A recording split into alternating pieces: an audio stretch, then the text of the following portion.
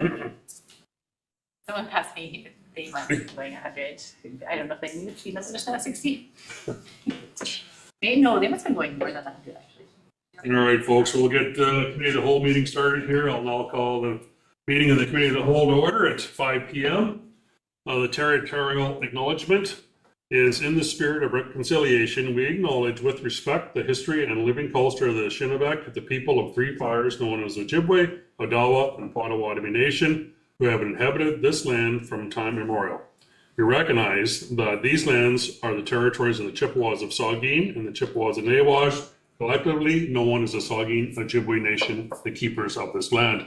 Georgian Bluffs is located on the lands encompassed by Treaties 45.5, 67, 72, 82, and 93. We reflect on our role as treaty people and the need to live in respect and peace and show respect to the first peoples who inhabited these lands and waters.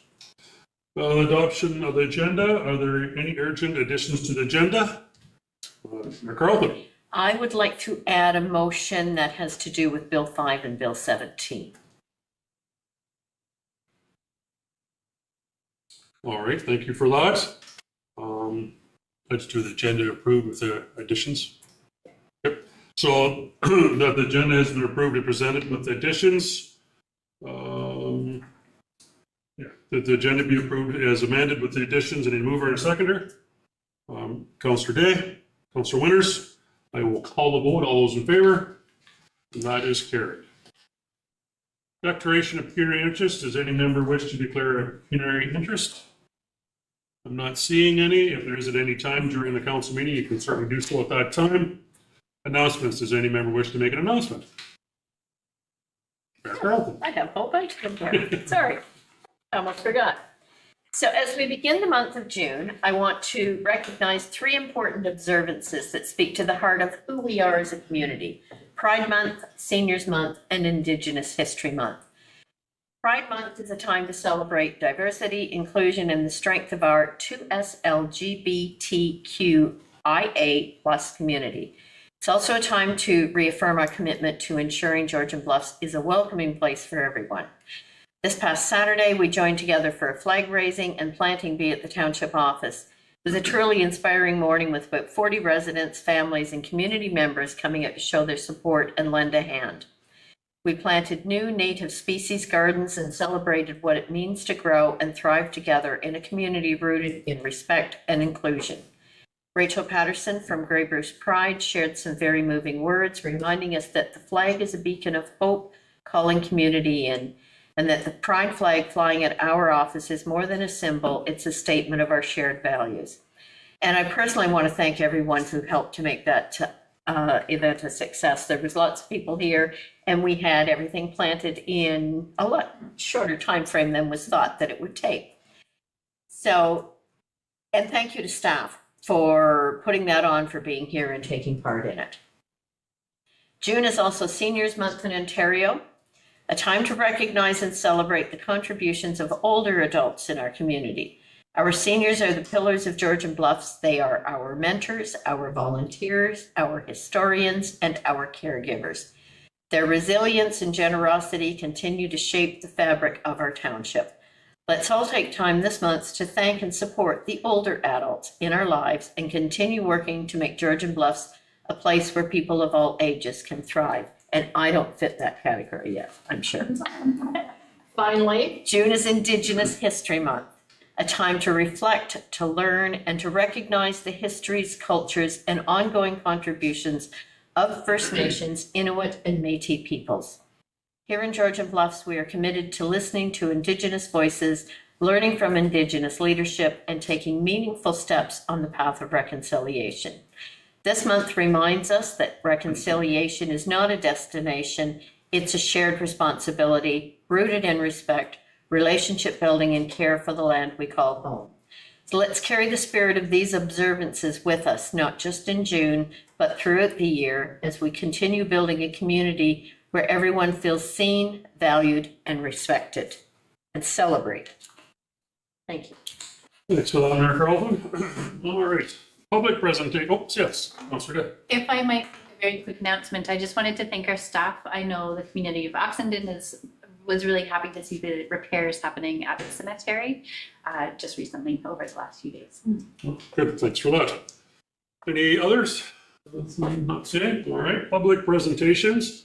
6.1, presentations. Any person who wishes to make a presentation to council must register with the clerk at least 7 days in advance of the scheduled meeting. To register, you can complete the online delegation form, www.georgianbluffs.ca/delegations, or you can call the clerk's office at 519-376-2729, extension 601, or register in council chambers with the clerk prior to the meeting starting at 5 p.m.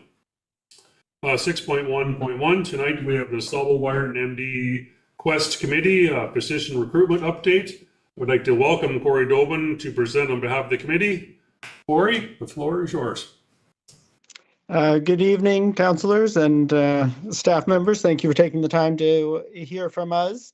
So SWMD Quest, as you may have heard, have had some successes in this past year. We recruited a physician to the area to take care of Gateway here in Wyerton, looking after our long-term care residents. And then we also recruited 2 family physicians, one to the Wyerton group of doctors and one to the Sauble Beach group. Both of those new doctors have opened their practices earlier this year. And so we're very excited to have some new physicians in the area. And we are continuing to recruit and get the name of, the town of South Bruce Peninsula as well as Georgian Bluffs out into the wider physician community. It is, recruitment to rural Ontario and rural Canada indeed is sort of a long game. And we're playing that. We've had our successes this year, but we need to continue getting the name of our community out here, because what we find is once we get physicians up here, while they might not all stay, everyone seems to enjoy their time in our area. And if we can let them know we're here, show them, the uniqueness of our area, and then, the group of doctors that we have working here, most people do fall in love with the area. And if they're not able to stay long-term, they return to their, whether it's school or their other practices, and, talk about our communities, our group of doctors, and, sort of the practice and life that you can build up here. We're about to embark on a multi-year marketing campaign doing just that, promoting both, the town of South Bruce Peninsula and Georgian Bluffs and the, unique lifestyle that you can have up here, focusing mainly on our outdoor activities so that we can hit sort of, those younger doctors who are starting out in life and looking for that work-life balance, but also doctors at various points in their careers that are looking for a change, whether that is, just escaping the city for, a better work-life balance, or, nearing the end of their career, but don't want to, finish work permanently, but are looking for sort of a step-down model, which we can provide here. And obviously, we provide a wonderful lifestyle from a retirement perspective. Perfect, thanks for that, Corey. I'll open it up to the council here now for any questions. You got any questions or motions to put forward on that? Mayor Carlton. So I noticed in the documentation that was sent to us that there's a request for some funds, and I'm wondering if we can forward that to Monday's strategic planning session when we're doing financial planning for the coming year, and have that discussed as part of that. Mayor Carlton, Monday's session is regarding levels of service. So if you were to refer this to your financial planning session, it would not come back until September. Okay, but that would be the appropriate place for it to be then, would be at that. So long as the monies would be applied in the 2026 year. Right, okay. So I'm looking to the clerk then. How do we make sure that gets on and doesn't get missed when we look at planning for next year? Thank you. Through you, Mr. Chair. I believe you could just provide some direction to staff to include that in those materials for consideration. That's good. Do we need a motion, or we're just, Yes, please. Okay, so I have a motion presented by Mayor Carlton. We need a seconder for that motion. Councillor Winters. We sent those two. All right, I will call the vote. All those in favor of that motion, that is carried. All right, thank you for that. Thank you, Corey, for the presentation and your supporting cast there with you there today. Appreciate your time and great presentation. Thank you. Great work. Thank you, Mayor and Council. Thank you. Thank you. Thank you. All right, on to 6.2, again, delegations on the agenda items. Any person who wishes to appear before council regarding an item on the agenda must register with the clerk's office. To register, you can complete the online delegation form at www.georgianbluffs.ca/delegations or call the clerk's office at 519-376-2729, extension 601, or register in council chambers with the clerk prior to the meeting start time 5 p.m. There's none of those tonight. 6.3, public inquiries. Any person who wishes to appear before council with a question or inquiry about register with the clerk, with a question or inquiry must register with the clerk's office. To register, you can complete the online delegation form, www.georgianbluffs.ca/delegations, or call the clerk's office 519-376-2729, extension 601, or register in council chambers with the clerk prior to the meeting start time 5 p.m. Tonight we have Danuta here to speak on the responsible growth and opposition to Bill 5 and Bill 17. Danuta, if you'd like to come to the front here, you have 2 minutes on your topic. 2 minutes, thank you. Okay. I just wanted to start. My name is Danuta Below. I live in Georgian Bluffs. I'm representing the Georgian Bluffs Climate Action Team today. And there has been a lot of support, and I think there's a few people listening in online. Thank you to the Mayor and Council for allowing me to speak. And it's about Bill 5, called Protecting Ontario by Unleashing Our Economy Act, and Bill 17, which followed it, Protect Ontario by Building Faster and Smarter Act. The motion that we sent in, which is a little unusual to send a motion in, but it's titled Responsible Growth in Opposition to Bill 5 and Bill 17. And it's been adapted from the original template, which was, I think came from the Ontario Climate Emergency Coalition or campaign. And it has been passed by a number of municipalities, including Orangeville, Caledon, Mono, Shelburne, Lambton, Port Hope, and Northumberland County, and other municipalities, including the town of Blue Mountain, have opted to send letters. Bill 5 was passed this afternoon. So we're a bit late, but at the same time, it's good to know a bit about it. It includes substantial changes to environmental planning policies, repealing the Endangered Species Act and replacing it with a new framework that reduces protections, enables creation of special economic zones for developments and mining that override local planning authority and oversight. The Bill 17 that follows Bill 5 amends the Building Code Act, Development Charges Act, Ministry of Infrastructure Act, and the Planning Act. The intention is to streamline development processes through consistent construction standards across all municipalities. If implemented, Bill 17 imposes restrictions on official plans and zoning bylaws. New subsections require municipalities to obtain minister's approval before making certain amendments to their official plan. A minister may impose conditions on the use of land as well as the erection, location, use of buildings or infrastructure. This, for example, will override cities, townships, and counties' work on green building standards.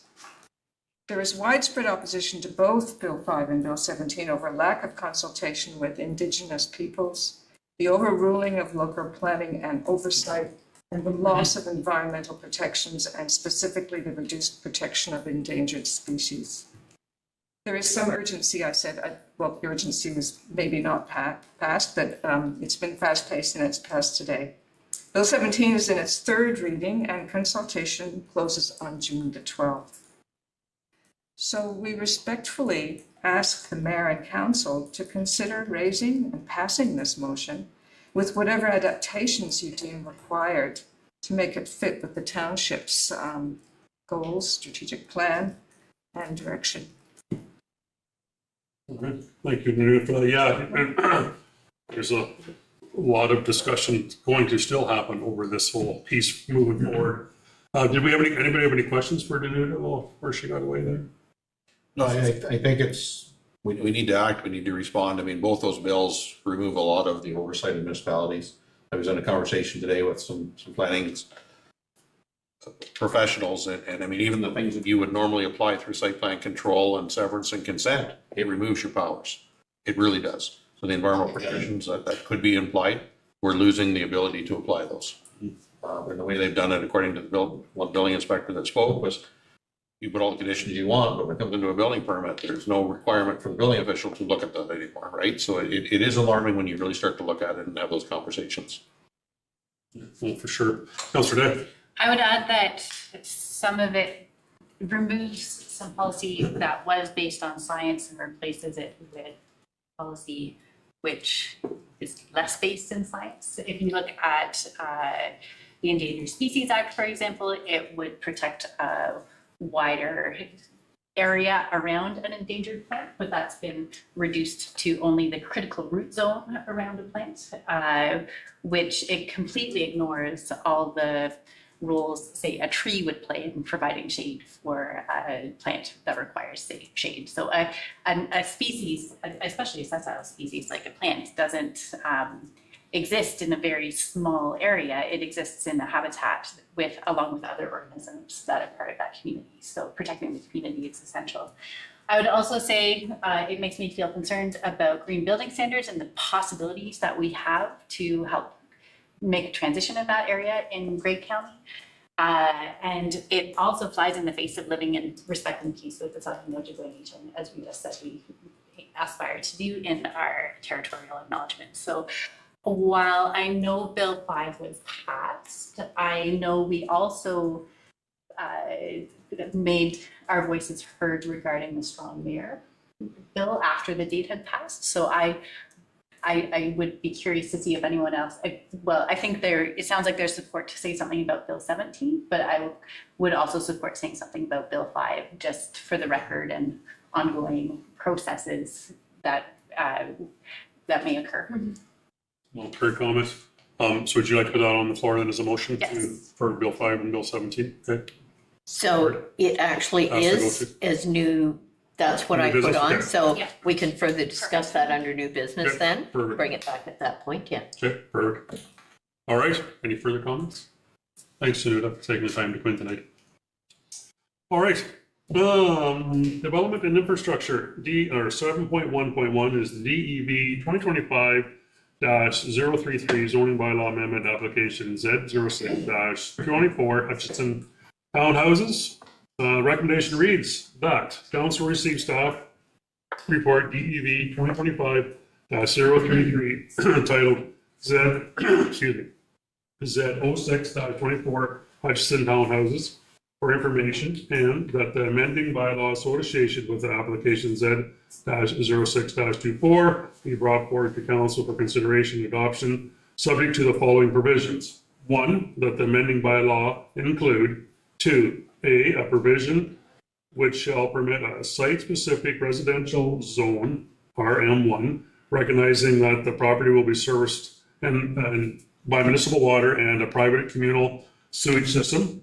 3, B, an addition of a holding symbol H to the residential multiple zone to prevent any new residential development until the following conditions have been addressed. That the recommendations contained in the 2025 GEI Consulting Nitrate Attention Tradition Study be addressed. Mouthful on that one. And the site assessment and or environmental impact study completed by a qualified individual be submitted to the satisfactory of the County of Grey and the Township of Georgian Bluffs. That was a lot to read there. Mover and seconder, please. Councillor Scholdes, Mayor Carlton. I'll turn it over to Michael for comments. Thank you, Mayor. Just by way of background, the Hutchinsons, who are actually in attendance this evening, are proposing to build a seniors-focused 5-unit townhouse development on subject lands in Joint Street. The Hutchinsons will own the property and then rent the units to as I mentioned, seniors. The development will be serviced with municipal water and a communal sanitary system, private system, and access will be provided from Joint Street. By way of background, subject lands are just under 1 hectare, 0.7 hectares in size, and portions of them are well wooded. The site is kind of rolling and terraced, and it slopes generally to the southeast. In the southeast, it contains a bit of a rock face along the terrace. There's been a lot of evidence of past filling activities on the site, and the site's generally located in the urbanized area of Shallow Lake, just on the curve of Joint Street. The development itself will be comprised of a row-style townhouse development composed of 5 1- or 2-bedroom units. Each unit will also have an attached garage. They did provide a bit of a concept plan and a mock-up of what it would look like in the report itself. So this initially went to the October 9th, 2024 public meeting. And at that time, Council provided a resolution asking that essentially that a bylaw be brought forward to a future council meeting for consideration. But at that public meeting, the idea of a nitrate or a servicing feasibility study was also raised. So the Hutchinsons have retained an engineering firm to complete that study, and basically based on that study findings from GEI consultants, they determined that an on-site sewage system would work on-site that addresses all or provides services to all 5 units, and that study recommended a few conditions that would be followed in with a building permit. The first one is the construction of the sewage system conforms to the Ontario Building Code with respect to the tea time of the soils underlying the specific location intended for the construction of the leaching bed, minimum separation from bedrock, high groundwater level, or impermeable soils, and required setbacks from all applicable features confirmed as part of the design and construction of the development. The second recommendation was that the sewage system be located a minimum distance of 15 meters from that slope terrace kind of scarp area in the back. And that was identified in the karst assessment, which was also done for the project. The site plan to be developed as part of the construction and planning of the site to ensure that the adequate spacing remains once access setbacks and building sizes are known. The proposed sewage system be equipped with a tertiary treatment system capable of removing at least 50% nitrogen from the sewage effluent, and the sewage system be designed and constructed by a licensed septic system installer for the Ontario Building Code. So all of that is good. Typically, those sort of things would fall under a site plan control environment where we actually have a site plan control application process. In 2023, the province changed Section 41 of the Planning Act to remove site plan control requirements for any residential development under 10 units in size. So this now isn't applicable for site plan control, so all the things that we need to do to it are either through a zoning and bylaw amendment or our building permit. The other thing that has kind of come up more recently is that I did have some discussions with the Grey County's planning ecologist, and what he recommended was that an environmental impact study be completed on the site.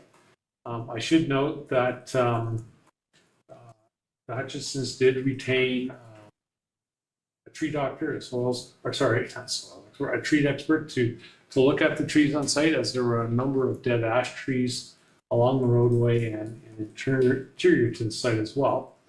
And those trees were removed in I believe, February or March of this year.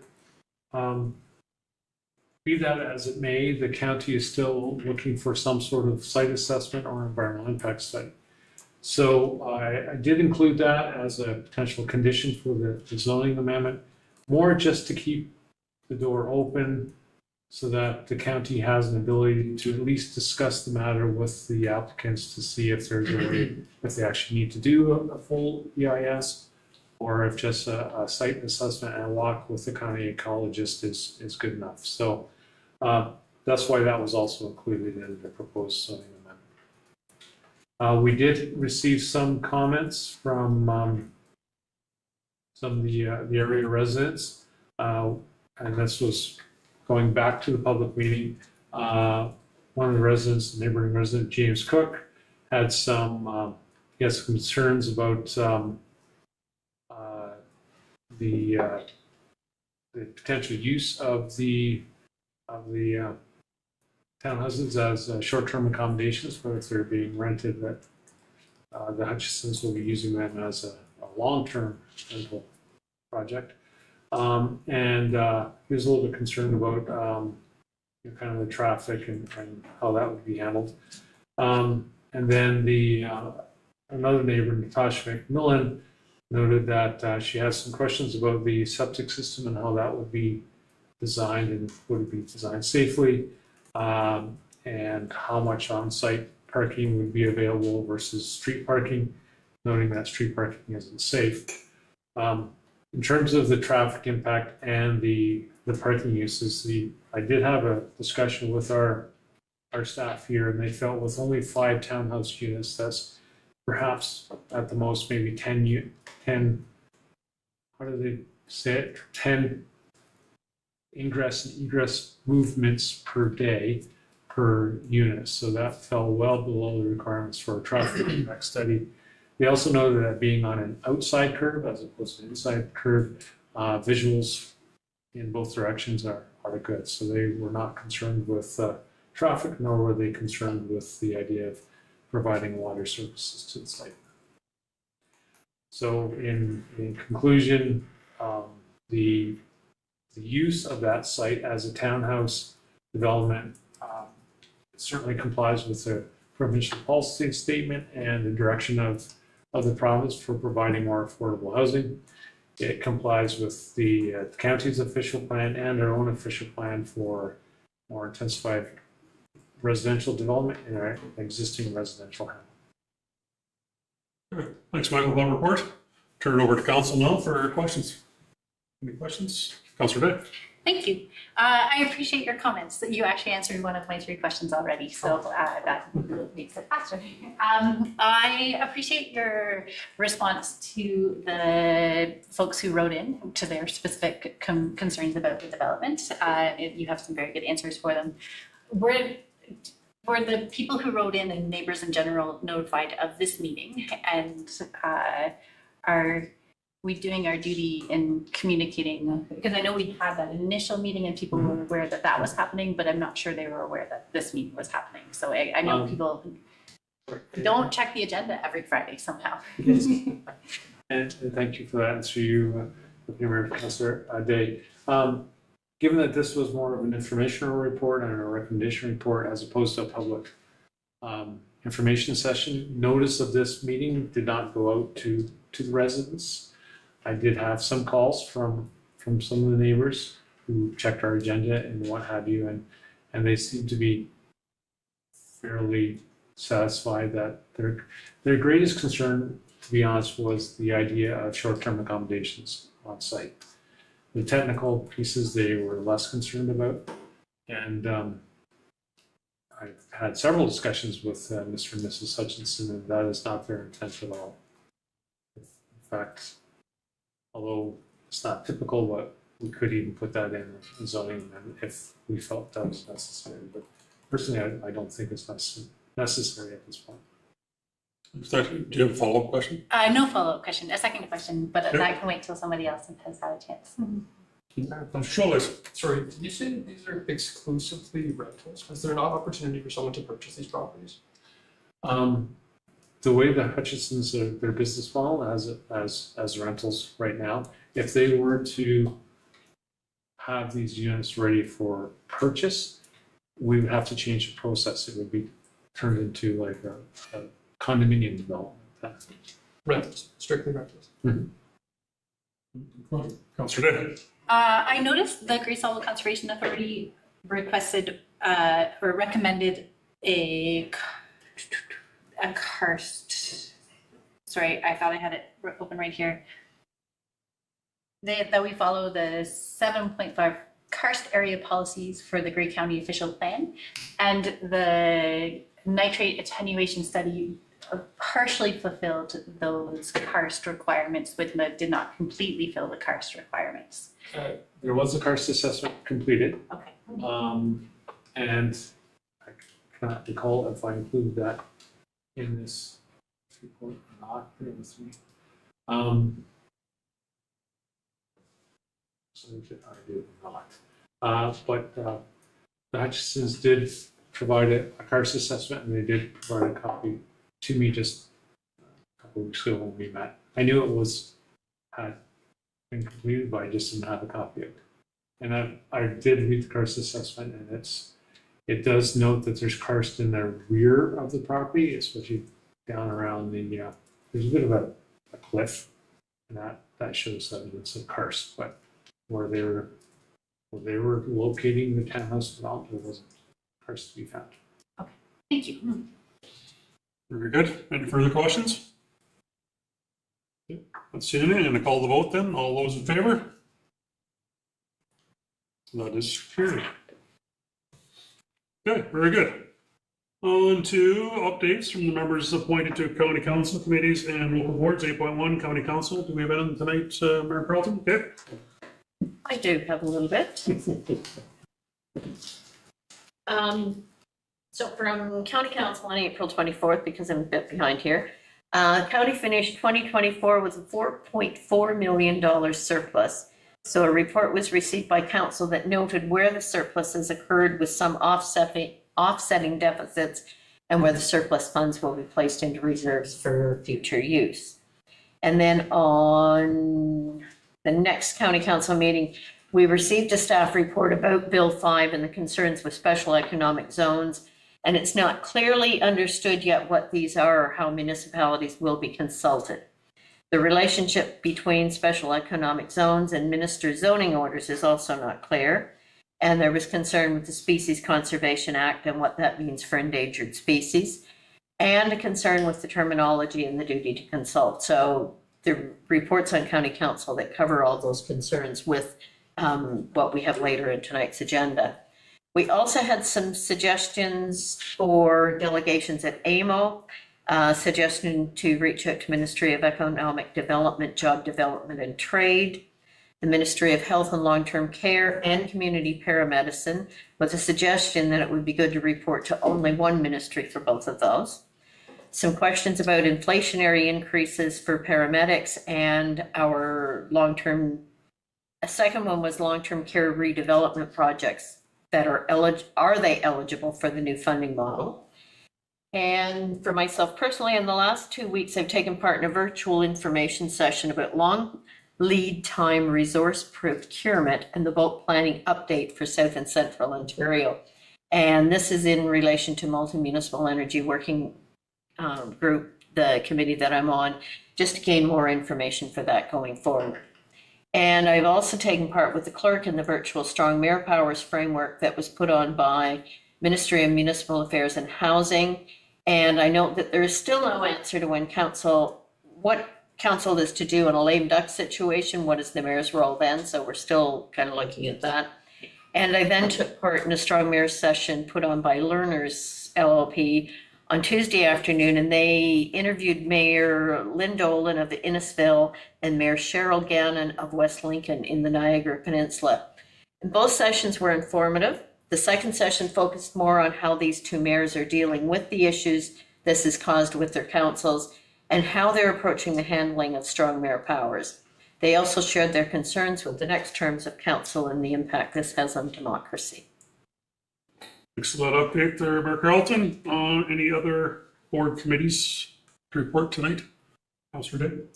I'm afraid I had a note all prepared, and then it's sitting on my desk at home. So I'm working a little bit from memory and will require Councillor Winters if you'd like to add anything.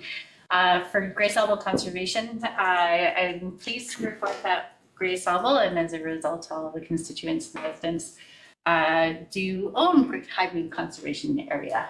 If you were in the area in 2020, you may have noticed a for sale sign on a portion of Haibu that has been wending its way through the court system, and it's recently been found that Grey Sauble Conservation Area does, in fact, own that land. It was illegally for sale, and there will be some continued follow-up from that, but things are going as expected in our favor for that one.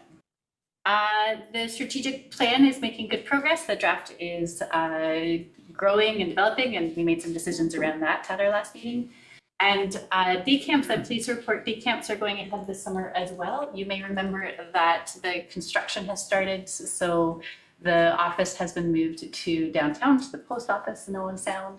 And despite the fact that the staff aren't out at the Ingles Falls site, they're going ahead with day camps at both Haibu and closer to home for some Georgian Bluffs residents at the Blue Water Outdoor Education Center. So there's been some nice movement of day camps to other parts of the watershed, which is one of the goals as well, to make sure services are available to people who do not live in or as close to Owen Sound.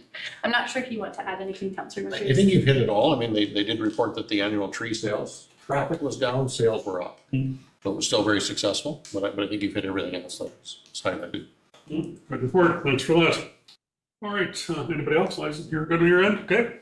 Unfinished business, we have none. New business, Mayor Carlton. That would be the motion for responsible growth in opposition to Bill 5 and Bill 17. Would you like me to read that one? It's long. If you've got I have it. So whereas the Government of Ontario has introduced Bill 5, Protecting Ontario by Unleashing Our Economy Act 2025, which proposes substantial changes to environmental planning policies, including replacing the Endangered Species Act with a new framework that reduces protections for at-risk species and enabling the creation of special economic zones that may override local planning authority and environmental oversight. And whereas the Township of Georgian Bluffs supports increasing housing supply and economic growth, but believes this must be done in a way that upholds environmental responsibility and maintains the integrity of local planning processes. And whereas Bill 5, as proposed, weakens safeguards for natural heritage systems, threatening biodiversity, and diminishing the authority of municipalities to manage growth in accordance with local needs and official plans. And whereas the Canadian Environmental Law Association submits that all of the Bill 5 schedules, with minor exceptions, should be withdrawn and not further considered by the Legislative Assembly of Ontario until they are substantially modified to ensure robust protection for the environment, human health, and vulnerable members of the Ontario public, including Indigenous peoples who may otherwise be harmed by the amendments contained in the various schedules. And whereas the Canadian Civil Liberties finds that Schedule 9, in allowing the Minister of Economic Development to exempt trusted proponents from compliance with municipal and provincial law within the special economic zones, promotes abandonment of the rule of law subjecting Ontario's lands and peoples to the possibility of arbitrary and non-transparent decision-making and effectively nullifying decades of legacy lawmaking in those zones. And whereas Amnesty International Canada urges the Government of Ontario to 1, immediately halt or withdraw Bill 5, 2, recommit to upholding the rights of Indigenous peoples as affirmed in Canadian law through the United Nations Declaration on the Rights of Indigenous Peoples Act, and 3, engage in transparent, inclusive consultations with Indigenous nations and civil society before tabling new development legislation. And whereas Bill 17 proposes amendments that would prohibit municipalities from enacting building requirements beyond the Ontario Building Code, thereby restricting local green building initiatives currently underway across the province. And whereas it aims to override municipal policies designed to promote sustainable building practices, therefore be it resolved that the Council for the Township of Georgian Bluffs, number 1, opposes all provisions in Bill 5 and Bill 17 that reduce environmental protections and Ontario's proud legacy of protections of endangered species, that override the rule of law and that nullify municipal planning authority.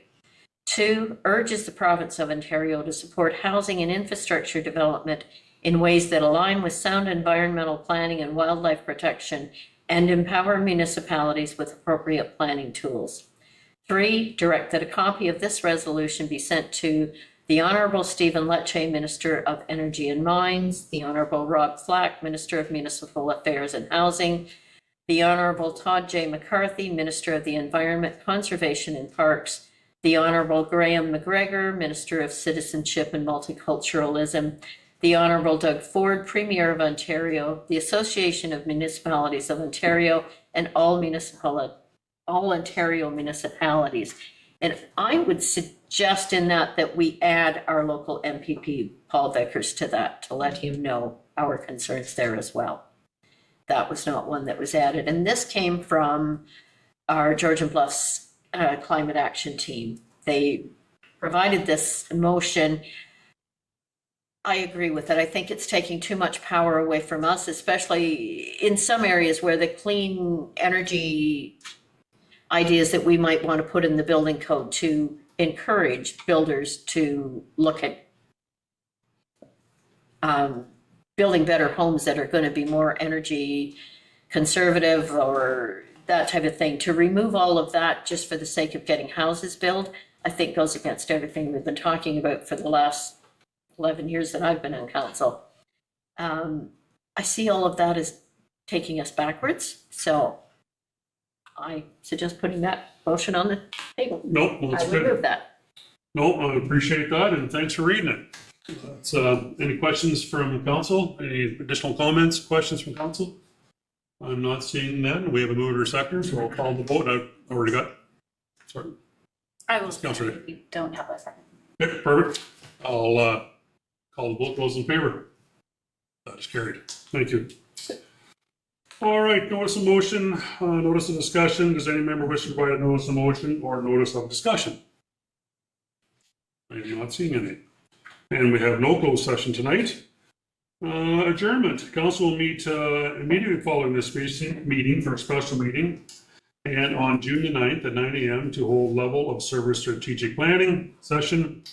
Council's next regular meeting is scheduled for June 11th at 5 p.m. If there's no further business, I'll now call for adjournment of the meeting. I need a mover and a seconder. Councilor Winters, Councilor Shoalice, all the vote, all those in favor? And that is carried.